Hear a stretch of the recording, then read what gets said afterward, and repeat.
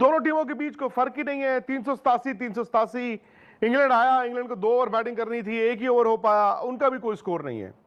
यानी कि स्लेट जो है वो खाली है, किताब खाली है। लेकिन वो किताब खाली नहीं है, क्योंकि आखिरी ओवर जो लास्ट 7 मिनट थे उसमें ऐसा हुआ जो मुझे लगा न सिर्फ इस टेस्ट मैच बल्कि सीरीज में तड़का लगा गया है। शुभमन गिल को आया है गुस्सा, इंडियन टीम को आया है गुस्सा। क्यों? क्योंकि जब भारत की पारी खत्म हुई, तकरीबन 2 ओवर का खेल था, 8 मिनट का खेल बचा हुआ था, और 8 मिनट का मतलब है कि बुमराह ने पहला ओवर डालना था और उसके बाद दूसरे एंड से 1 और ओवर हो जाता, उसके बाद दिन का खेल खत्म हो जाता। जैक क्रॉली ने क्या किया? जैक क्रॉली ने भाई बुमराह के उस ओवर में पहले तो वो गेंद खेलें हट जाएं, बॉलर भाग रहा है हट जाएं, बुमराह को गुस्सा चढ़ा। पहले तो इंडियन फील्डर्स ने बोलना शुरू किया, उसके बाद एक बार बुमराह आ गए वो तब भी हट गए, और जब 5वीं गेंद उनके लगी और उन्होंने ये कहा कि मेडिकल हेल्प चाहिए, भाई उसके बाद इंडियन टीम से रुका नहीं गया। इंडिया के प्लेयर उनके पास गए, तालियां बजाई, और शुभमन गिल ने तो भाई जो अल्फाज दिए हैं पंजाबी में और अंग्रेजी में वो यहां पर बताया नहीं जा सकता।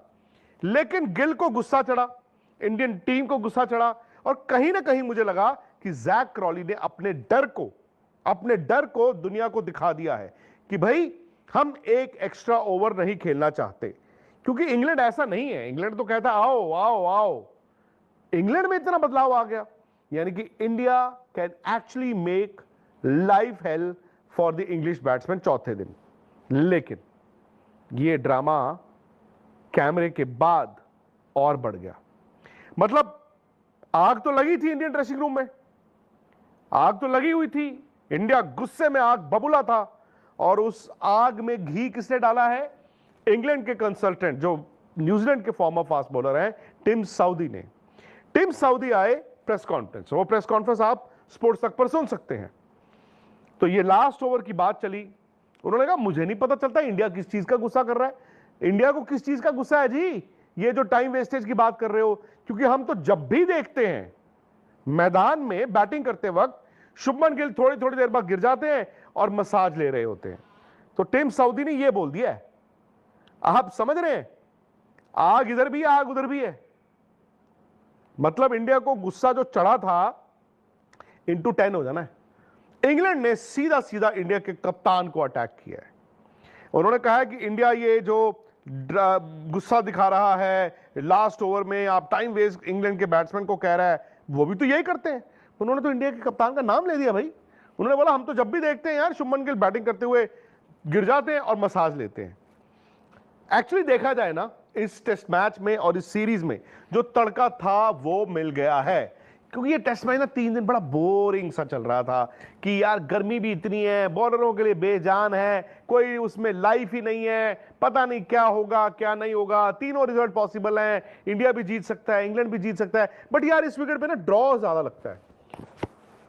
नहीं नहीं नहीं नहीं नहीं, मुझे लगता है कि ये जो आग लगी है दोनों ड्रेसिंग रूम्स में, अब आप देखेंगे इंग्लैंड भी आएगा कल। इंग्लैंड की इज्जत दांव पर है। उन्होंने बैसबॉल किया, अब वो शटर डाउन नहीं कर सकते। बट आज जो जैक क्रॉली ने किया, जो टाइम वेस्ट किया 1 ओवर कम खेलने के लिए, मुझे ऐसा लगा कि इंग्लैंड ने ना शायद अपने डर को दुनिया को दिखा दिया। आमतौर पर आप क्या होते हैं ना, यू स्टैंड ब्रेव, आप डर को दिखाते नहीं हो। इंग्लैंड ने आज ये बता दिया कि हम 1 ओवर नहीं खेलना चाहते, हम डर रहे हैं, हम 1 विकेट नहीं गंवाना चाहते। और इंडिया ने यह दिखा दिया कि तुम्हारी ऐसी की तैसी, अब आओ। शुभमन गिल तो टोटल पंजाबी हुए थे यार, मतलब वो उंगली ऐसे ऐसे कर करके उन्होंने जैक क्रॉली से लड़ाई लड़ी। लेकिन बाद में जो टिम साउदी ने, इंग्लैंड कंसल्टेंट ने आके बोल दिया, अब बताइए जब ये ड्रेसिंग रूम में बात जाएगी तो इससे क्या होगा। लेकिन अब टेस्ट मैच कहां खड़ा है। खैर आज का दिन क्या था, आज का दिन केएल राहुल यार, उन्होंने लॉर्ड्स में एक और 100 बनाया। अच्छी पारी, एकाग्रता, डिसिप्लिन, पर वो एक 100 के बाद थोड़ा सा टूटा और वो बशीर 100 आउट हो गए।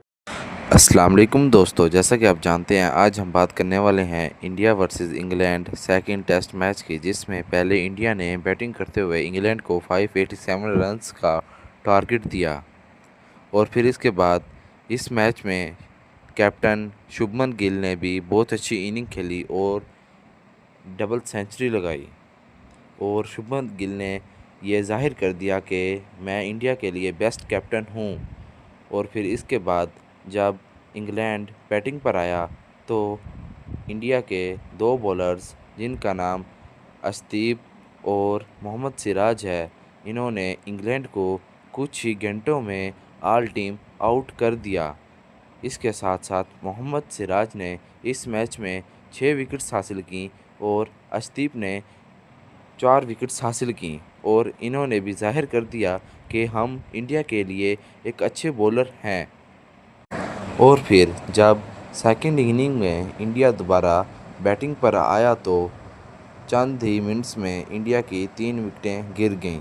और फिर जब कैप्टन शुभमन गिल आया तो उसने 161 की इनिंग खेली और फिर बता दिया कि मैं एक अच्छा कैप्टन हूँ। और इसके साथ साथ रविंद्र जडेजा ने भी शुभमन गिल के साथ अच्छी पार्टनरशिप की और रविंद्र जडेजा ने भी 67 रन्स की इनिंग खेली और नॉट आउट रहे। और फिर इसके बाद इंडिया ने इंग्लैंड को 607 रन्स का टारगेट दिया।